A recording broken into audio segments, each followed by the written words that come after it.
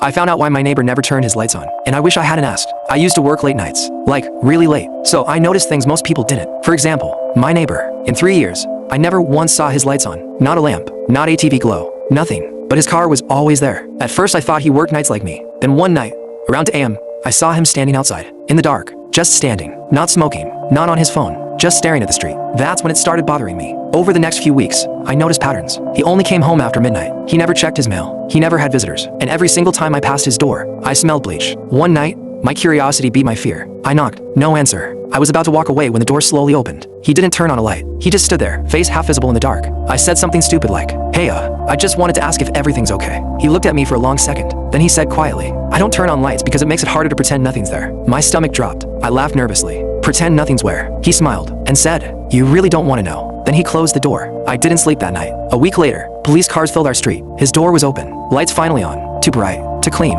Turns out, the house had been empty for years. He wasn't the owner. He was the last person to find the previous tenant, dead, and he never told anyone. He kept living there because, in his words, "If I leave, then I have to admit I didn't save him." Here's the twist that still messes me up. The police said he wasn't lying. There was no crime, no murder, just a man who stayed trapped in the moment he found a body, and never learned how to leave. And now every time I turn my lights off at night,